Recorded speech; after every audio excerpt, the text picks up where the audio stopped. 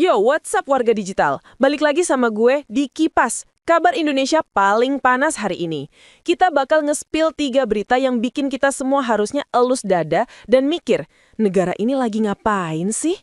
Pertama, kita bahas soal angka yang bikin nyesek.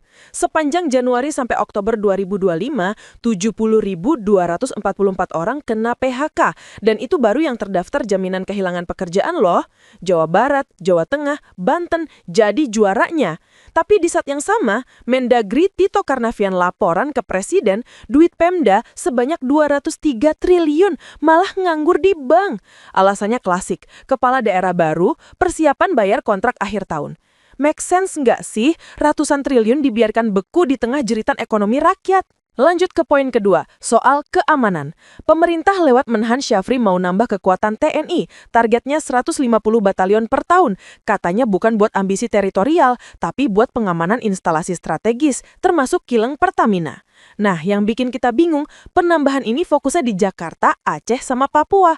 Loh, kok IKN Nusantara nggak masuk titik berat nasional alias Center of Gravity?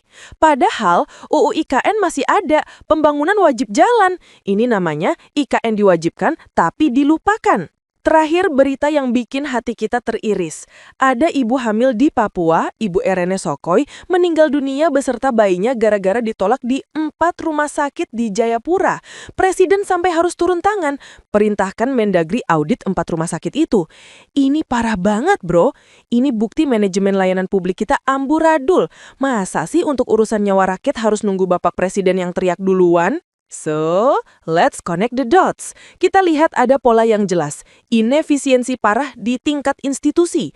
Pekerja di PHK massal, tapi anggaran 203 triliun nggak dipakai buat stimulus atau serap tenaga kerja.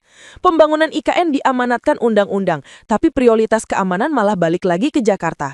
Dan yang paling nyesek, nyawa rakyat nggak tertolong cuma karena birokrasi RS yang bobrok dan masalahnya harus healing pakai perintah langsung presiden. Masalah Indonesia hari ini bukan cuma soal duit atau produksi, tapi soal disiplin tata kelola dan konsistensi regulasi. Gimana menurut lu? Prioritas keamanan di Jakarta ketimbang IKN itu blunder atau realistis? Terus, mana isu yang paling bikin geram? Duit 203 triliun ngendap atau ibu hamil ditolak RS? Komen di bawah ya. Jangan lupa, jadi anak muda itu bukan berarti cuek. Justru, kita yang harus paling berisik dan berani make a difference.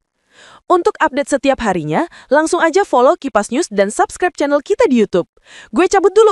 Stay aware, stay critical. Peace out.